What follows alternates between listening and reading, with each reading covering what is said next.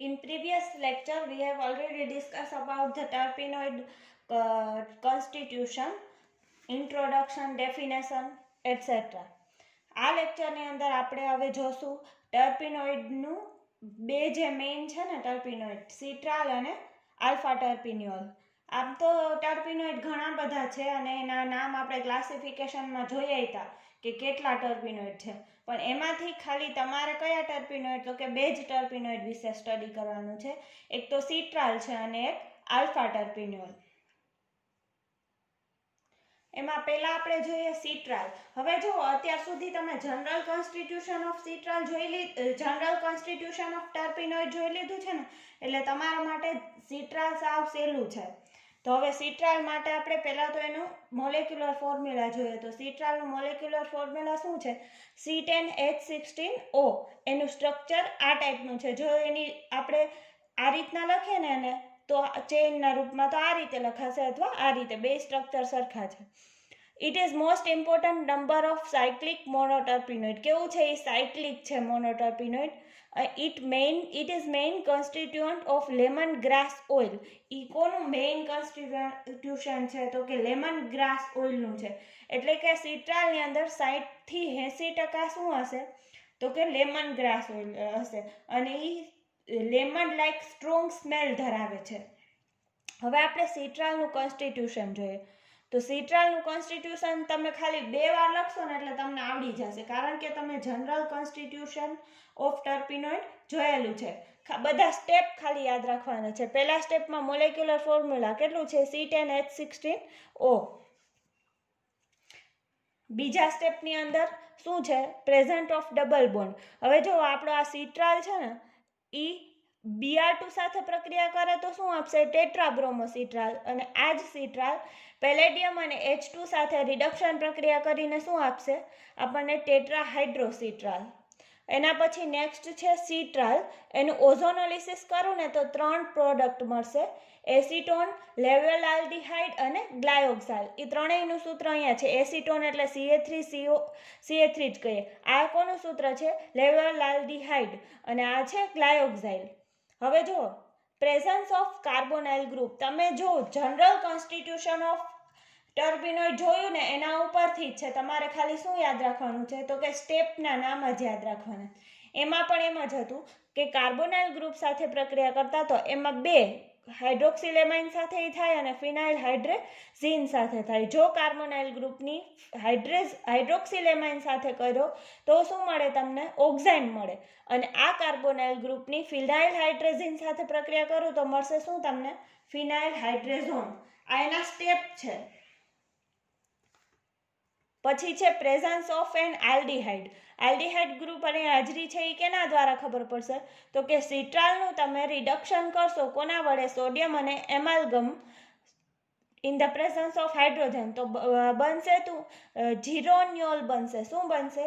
જીરોન્યોલ. જીરોન્યોલ એટલે શું? તો કે સિટ્રાલનું આલ્ડીહાઇડના ફોર્મમાં જે હોય છે ને, જીરોન્યોલ એટલે સિટ્રાલનું આલ્કોહોલના ફોર્મમાં જે સ્ટ્રક્ચર બને છે ને, એને કહેવાય કે જે OH ગ્રુપ ધરાવતું હોય. હવે એના પછી છે એસાયક્લિક સ્ટ્રક્ચર. એસાયક્લિક સ્ટ્રક્ચર છે એ કેમ ખબર પડશે? તો કે એ શેના દ્વારા ખબર પડશે?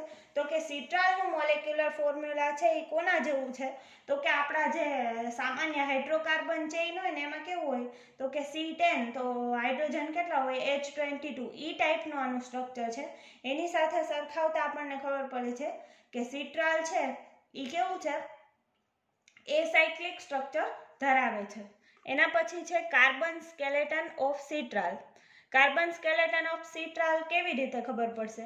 તો કે જો આપણું સિટ્રાલ છે એની પ્રક્રિયા કોની? પોટેશિયમ હાઇડ્રોજન સલ્ફેટ અથવા પોટેશિયમ બાયસલ્ફેટ સાથે પ્રક્રિયા કરતા શું આપશે?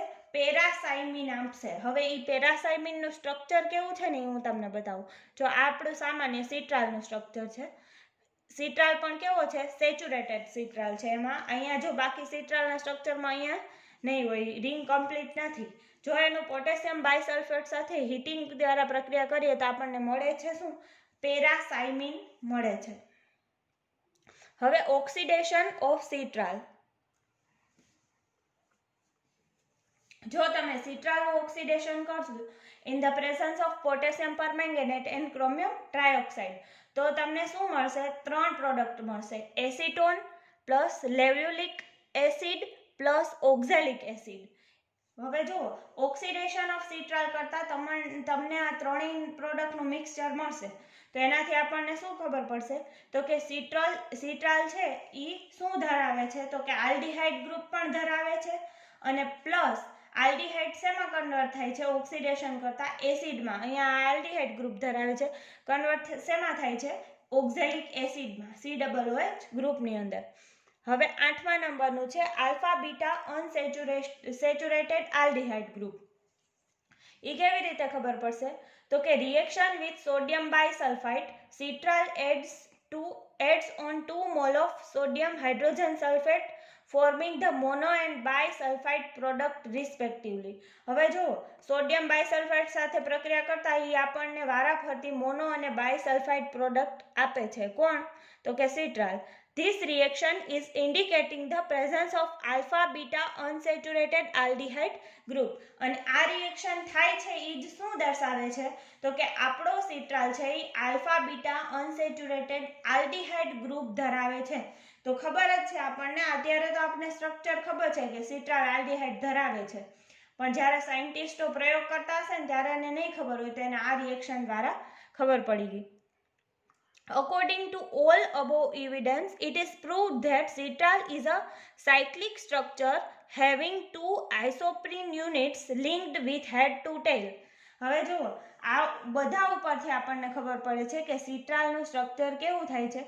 તો કે સિટ્રાલનું સ્ટ્રક્ચર આ ટાઈપનું થાય છે. એમાં 2 પ્રકાર છે, આને કહેવાય સિટ્રાલ A અને આને કહેવાય સિટ્રાલ B. જો CHO ગ્રુપ ઉપરની બાજુ હશે અને હાઇડ્રોજન નીચે, તો એને કહેવાશે ટ્રાન્સ.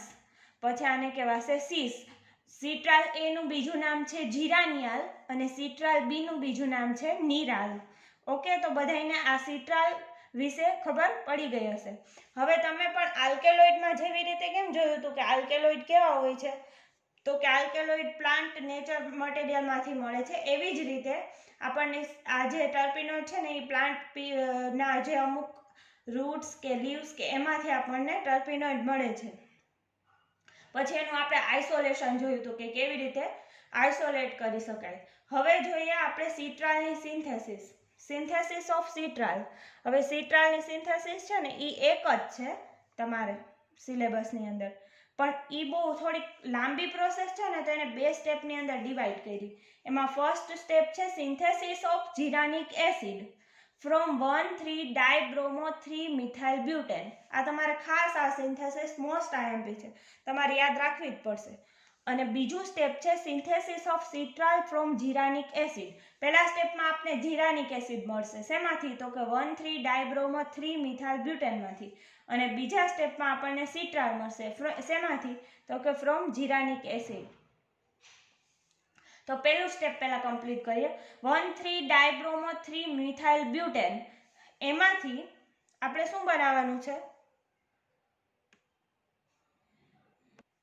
હવે જો, આને હું આ કાર્બનને 1 નંબર નામ આપું, આને 2 અને આ કાર્બનને 3 નંબર આપું, તો 1 અને 3 ઉપર શું છે? બ્રોમિન છે, એને કહેવાય 1,3-dibromo. ત્રીજા ઉપર બીજું કયું ગ્રુપ છે? તો કે 3-મિથાઇલ છે, અને 1, 2, 3 અને 4 બ્યુટેન. 1,3-dibromo-3-methyl-butane એની પ્રક્રિયા કરવાની આપણે કોની સાથે કરશું? આપણે તો કે કોઈ પણ એવો કમ્પાઉન્ડ કે જે આ COCH3 ગ્રુપ 2 હારે ધરાવતો, એમાં અહીંયા તમે સોડિયમ લઈ શકો અથવા પોટેશિયમ પણ લઈ શકો. પ્રક્રિયા કરતા આગળ શું થશે? -NaBr ને -HBr. આપણને મળશે શું? ઇન્ટરમીડિયેટ મળશે. આ ઇન્ટરમીડિયેટનું હાઇડ્રોલિસિસ પ્રોસેસ કરતા ડાયરેક્ટ એસિટિક એસિડ કેવો થઈ જશે? રિમૂવ થઈ જશે ને મળશે 6-methyl hept 5-1. આ કમ્પાઉન્ડનું જો તમારે ત્રણેય સ્ટેપ દર્શાવવા ન પડે ને એટલા માટે ઇઝી મેં કર્યું છે. રીફોર્મેટાસ્કી રિએક્શન જો કરી નાખો ને તો તમને તરત જ ખબર પડી જાય. તો આજના હોમવર્કમાં ખાસ એ વસ્તુ કરજો કે રીફોર્મેટાસ્કી રિએક્શન એ તમે ગૂગલ ઉપર સર્ચ મારીને શેના માટે છે અને કેવી રીતે વપરાય છે એ જરાક મિકેનિઝમ સહિત તમે જોઈ લેજો, કેમ કે હવે તમે TY કેમેસ્ટ્રીના સેમ 6 ના સ્ટુડન્ટ છો, તો રિએક્શન તમને મોટા ભાગની ખબર હોવી જોઈએ. તો રીફોર્મેટાસ્કી રિએક્શન થઈ અને આપણને ડાયરેક્ટ શું મળી જશે, તો કે ડાયરેક્ટ આપણને મળી જશે જીરાનિક એસિડ. તો આપણો આ સ્ટેપ 1 હતો ને એ કમ્પ્લીટ થઈ ગયો. શું હતો આપણો સ્ટેપ 1? તો કે સિન્થેસિસ ઓફ જીરાનિક એસિડ. શેમાંથી બનાવવાનું હતું? 1,3-ડાયબ્રોમો 3-મિથાઇલ બ્યુટેનમાંથી. તો આ રહ્યું 1,3-ડાયબ્રોમો 3-મિથાઇલ બ્યુટેનમાંથી આપણને શું મળી ગયું? જીરાનિક એસિડ મળી ગયું. હવે આ જીરાનિક એસિડની કેલ્શિયમ હાઇડ્રોક્સાઇડ સાથે પ્રક્રિયા કરશો ને, અહીંયા CaOH ટ્વાઇસ કેલ્શિયમ હાઇડ્રોક્સાઇડ સાથે, એટલે પહેલા શું મળશે? તો કે calcium salt of geranic acid. Geranic એસિડનો કેલ્શિયમ સોલ્ટ મળશે. અને પછી ફર્ધર પ્રક્રિયા કરતા આપણને શું મળી જશે? તો કે આપણને સિટ્રાલ જે જોઈએ છે એ મળી જશે. તો આપણે અહીંયા સૌથી પહેલા શું જોયું? તો કે સૌથી પહેલા આપણે જોયું સિટ્રાલ. એનું જનરલી કે સિટ્રાલ છે એ સિટ્રાલ A અને સિટ્રાલ B બે ટાઈપના હોય છે. એ 60-80% લેમન ગ્રાસ ઓઇલ ધરાવે છે. પછી આપણે જોયું સિટ્રાલનું જનરલ કોન્સ્ટિટ્યુશન, અને છેલ્લે આપણે જોઈ સિટ્રાલની સિન્થેસિસ, સિટ્રાલનું સ્ટ્રક્ચર પ્રૂવ કરીને. હવે જેમ તમારે સિટ્રાલ આખું તમે કર્યું ને, એવી જ રીતે બીજો એક કમ્પાઉન્ડ છે આલ્ફા ટર્પિનિયોલ. સિટ્રાલનું મોલેક્યુલર ફોર્મ્યુલા શું હતું? C10H16O. એવી રીતે આલ્ફા ટર્પિનિયોલનું મોલેક્યુલર ફોર્મ્યુલા શું છે? C10H18O. એ કેવું છે? Optically active monoterpenoid. It is solid and its melting point is 35 degree centigrade. એનો કોન્સ્ટિટ્યુશન શું છે એનું? તો કે મોલેક્યુલર ફોર્મ્યુલા છે C10H18O. Presence of 1 double bond. Double bond કેટલા પ્રેઝન્ટ છે એ કેમ ખબર પડશે તમને? C10H18O આલ્ફા ટર્પિનોલ છે. પહેલી પ્રોસેસ જેમ સિટ્રાલમાં કરી એમ Br2 સાથે, ને અહીંયા કોની સાથે? પેલેડિયમ અને H2 સાથે. હવે જો આ શું આપશે આપણને? સિટ્રાલ આપ્યું હતું ટેટ્રાબ્રોમો સિટ્રાલ, જ્યારે આમાં શું મળે છે? Dibromo alpha terpineol. અને અહીંયા પેલેડિયમ સાથે પ્રક્રિયા કરતા ડાયહાઇડ્રો આલ્ફા ટર્પિનોલ મળે. It reacts with 1 mole of NaCl, yields a crystalline addition product, also support the presence of 1 double bond. અને આ શું દર્શાવે છે? તો કે એક ડબલ બોન્ડની હાજરી દર્શાવે છે. Presence of tertiary OH group. Alpha ટર્પિનોલની ફિનાઇલ આઇસોસાયનેટ સાથે પ્રક્રિયા કરતા શું મળશે? આપણને મળશે N-ફિનાઇલ યુરેથેન. પછી જુઓ મોનોસાયક્લિક કમ્પાઉન્ડ. મોનોસાયક્લિક કમ્પાઉન્ડ છે કે કેના દ્વારા ખબર પડશે? તો કે ઈ પણ સિટ્રાલની જેમ શું ધરાવે છે? હાઇડ્રોકાર્બન ચેઇન જેવો સ્ટ્રક્ચર ધરાવે છે. એટલે કે C10H20 CnH2n છે ને, તો આ કેમ 10 દુ 20 થાય? કાર્બન હોય એનાથી 2 ગણા હાઇડ્રોજન. એના ઉપરથી તમને શું ખબર પડશે? કે it is monocyclic compound. Carbon skeleton of alpha terpineol. C10H18O alpha terpineol react with H2SO4 sulphuric acid સાથે પ્રક્રિયા કરતા આપણને શું મળશે? પેરાસાયમિન મળશે. હવે જો પેરાસાયમિન મળે છે, પણ સાથે સાથે શું છે? તો કે position of double bond and OH group. Position of double bond and OH group. Alpha terpineol છે એ OH ગ્રુપ ધરાવે છે. નામ ઉપરથી જ ખબર પડે. આલ્કોહોલ તો પાછળ શું હોય? ઓલ. એમ આલ્ફા ટર્પિનિયોલ. તો આલ્ફા ટર્પિનિયોલની પોટેશિયમ બાયસલ્ફેટ સાથે પ્રક્રિયા કરતા ડાયપેન્ટીન બને છે. અને આલ્ફા ટર્પિનિયોલની એસિટિક એસિડ સાથે અને ક્રોમિક એસિડ સાથે પ્રક્રિયા કરતા શું મળે છે? આલ્ફા ટર્પિનોલિન. હવે જુઓ આ બેનું સ્ટ્રક્ચર કેવું છે? કોમન જેવું છે. એક જ ડિફરન્સ છે. આ બોન્ડ જે છે ને એ ડાયપેન્ટીનમાં અહીંયા આપેલો છે, કેમ કે ડાયપેન્ટીન છે. અહીંયા આલ્ફા ટર્પિનિયોલમાં બોન્ડ ક્યાં આપેલો છે? અહીંયા આપેલો છે. બેમાં એટલો જ ડિફરન્સ છે. તો position of second double bond is different but involved with carbon 8 specify that OH group present in alpha terpineol is attached to carbon number 8. હવે જો આલ્ફા ટર્પિનોલમાં એક ડબલ બોન્ડ અહીંયા છે ને એક ડબલ બોન્ડ અહીંયા છે. એ તો આપણે સાબિત કર્યું, અહીંયા જ સાબિત થયું ને.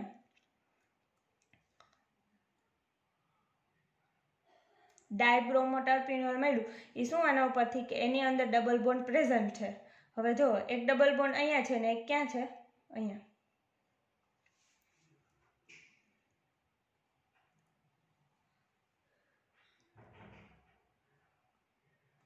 એક ડબલ બોન્ડ અહીંયા પ્રેઝન્ટ છે, એવો જ અહીંયા છે, તો કે હા એ ટાઈપનું સ્ટ્રક્ચર તો બની ગયું. પણ અહીંયા પોઝિશનમાં ચેન્જ થાય છે. એ કેવી રીતે ચેન્જ થાય છે, તો કે ડાયપેન્ટીનના ડબલ બોન્ડ અહીંયા છે, જ્યારે આલ્ફા ટર્પિનોલિનમાં અહીંયા છે. અને એ જ કઈ પોઝિશન, તો કે બે બાજુ 8 નંબરની પોઝિશન ઉપર જ કન્ફ્યુઝન ક્રિએટ થયું છે. એનો મતલબ બેમાં ચેન્જ ખાલી 8મા નંબરની પોઝિશન ઉપર આવ્યો છે. અને એ જ શું દર્શાવે છે, તો કે આલ્ફા ટર્પિનોલ ની અંદર OH ગ્રુપ છે ને એ કઈ પોઝિશન ઉપર છે, 8th પોઝિશન ઉપર.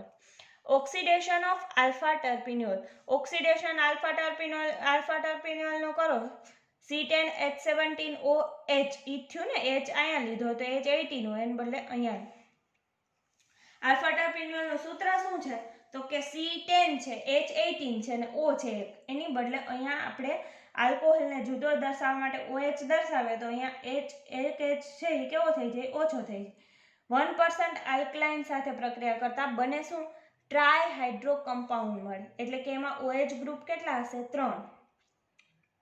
એનું ક્રોમિયમ ટ્રાયોક્સાઇડ સાથે પ્રક્રિયા કરતા તમને શું મળશે, કીટો હાઇડ્રોક્સી એસિડ. જો એક તો કીટો એટલે શું, C ડબલ બોન્ડ, હાઇડ્રોક્સી એટલે OH અને એસિડ COOH. આટલા જેટલા કાર્બન હાઇડ્રોજન ગણી લેવાના, પછી વધે ને, ધારો કે C8H16 વધ્યું એટલું આપણે મૂકી દેવાનું, કેમ કે ટોટલ આપણે આલ્ફા ટર્પિનોલનું સૂત્ર થવું જોઈએ. અને એ શું છે, તો કે C10H18O.